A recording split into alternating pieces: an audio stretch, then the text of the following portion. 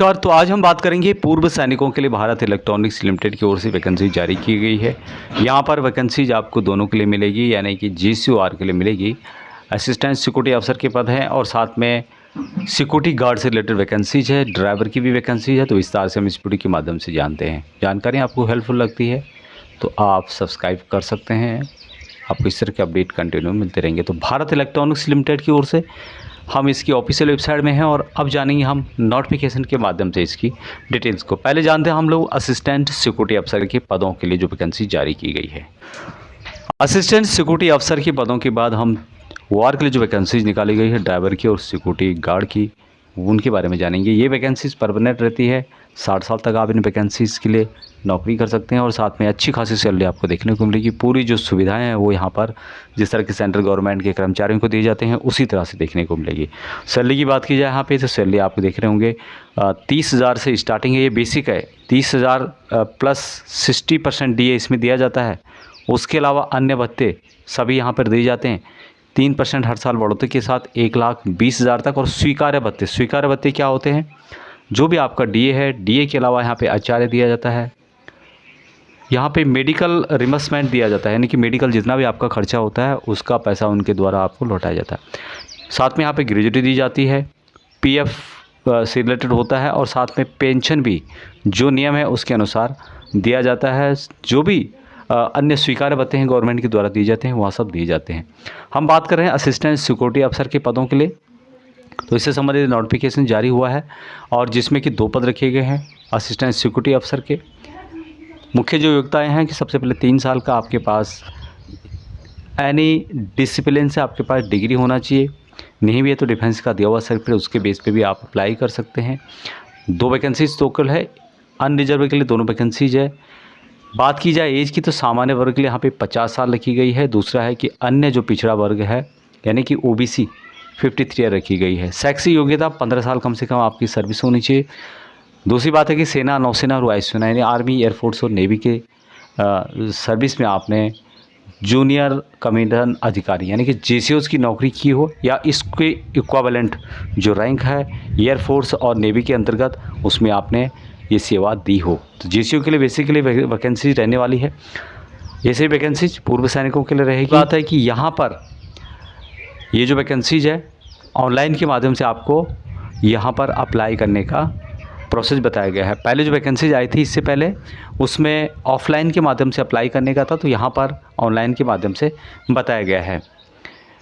अभी यहाँ पर 17 मार्च 2026 लास्ट डेट रखी गई है और 17 मार्च 2026 से पहले आपको BEL की ऑफिशियल वेबसाइट है उसके माध्यम से अप्लाई करना होगा। ये जो वैकेंसीज हैं ये जोधपुर और भटिंडा 2 स्टेशन है BEL के, भारत इलेक्ट्रॉनिक्स लिमिटेड के, वहाँ के लिए रहेगी।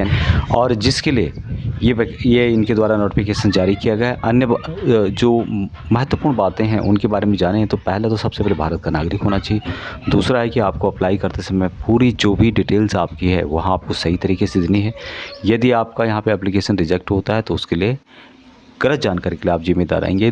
तीसरी बात है कि यहाँ पर वैध email ID ये बहुत ही महत्वपूर्ण है और email ID के माध्यम से आपको साक्षात्कार के लिए सूचित किया जाएगा। जब भी आपका इंटरव्यू होगा उसके लिए आपको सूचित किया जाएगा email ID के माध्यम से। तो email ID का आपको ध्यान रखना होगा। मोबाइल नंबर भी जो दिया गया है उसके माध्यम से भी आप सही जानकारी दे सकते हैं। डॉक्यूमेंट की बात की जाए यहाँ पर जो ऑनलाइन के माध्यम से इनके द्वारा बताए गए हैं, पासपोर्ट साइज़ का फ़ोटोग्राफ्स और संबंधित आपके जन्मतिथि से रिलेटेड डॉक्यूमेंट बताए गए हैं। संबंधित योग्यता और उससे संबंधित क्वालिफिकेशन बताया गया है। यहाँ पे ST SC OBC उससे रिलेटेड जानकारी यहाँ पर मांगी गई है। डिसेबल हैं तो उससे रिलेटेड मांगी गई है। भारतीय नौसेना, वायुसेना और एयरफोर्स के अंतर्गत जो डिस्चार्ज बुक है उसकी जानकारी यहाँ पर मांगी गई है। तो संबंधित जो भी डिटेल्स है आप इसकी official website Bharat electronics limited apply करने के लिए आपको सिंपली इसकी ऑफिशियल वेबसाइट पे जाना है, जिसका लिंक आपको वीडियो के डिस्क्रिप्शन में मिल जाएगा। और यहाँ पर आप देख रहे होंगे 2 टाइप के आपको कॉलम मिलेंगे। सबसे पहले है click for apply for senior assistant engineer, तो ये आपका है नहीं। आपको अप्लाई करना है सिक्योरिटी जो ऑफिसर असिस्टेंट सिक्योरिटी अफसर एक्स सर्विसमैन, इसके लिए। अब यहाँ पे आप क्लिक करेंगे, संबंधित जानकारी यहाँ पर आपको देखने को मिलेगी। लॉगिन टू अप्लाई ऑनलाइन इसके लिए आपको यहाँ पर क्लिक करना है। यहाँ पर लिंक दिए गए हैं, संबंधित जानकारी यहाँ पर मांगी गई है। तो इसी तरह से आपको आगे का जो प्रोसेस है वो भी यहाँ पे फिल करना होगा।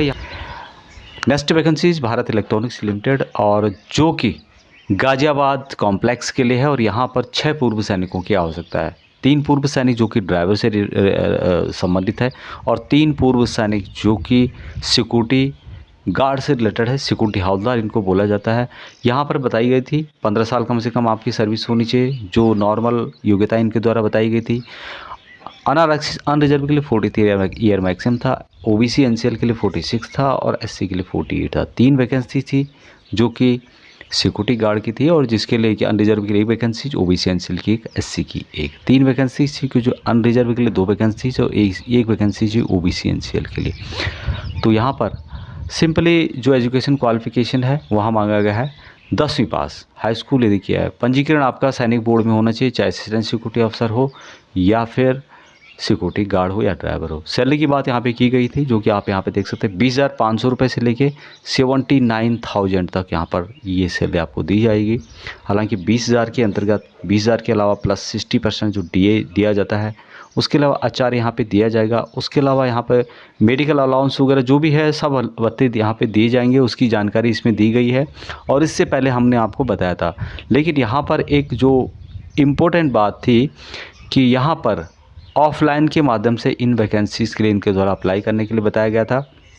एड्रेस इनके द्वारा दिया गया था, और जिसकी जो लास्ट डेट इनके द्वारा बताई गई थी 15 मार्च 2026 थी। और कहाँ आपको अप्लाई करना था उसका एड्रेस इनके द्वारा दिया गया था गाज़ियाबाद के अंतर्गत। तो उम्मीद है कि आप लोगों ने भर्ती से संबंधित जो डिटेल्स है वो भर लिया होगा और अप्लाई कर लिया होगा। अभी इनके द्वारा जो वैकेंसीज़ का एड्रेस, अप्लाई करने का एड्रेस दिया गया था, जिसमें कि स्पीड पोस्ट या फिर रजिस्टर पोस्ट के माध्यम से उप प्रबंधक HR Bharat electronics limited site 4 औद्योगिक क्षेत्र साहिबाबाद गाज़ियाबाद 201010 पर भेजने के लिए कहा गया था, और 15 मार्च 2026 इसकी लास्ट डेट थी।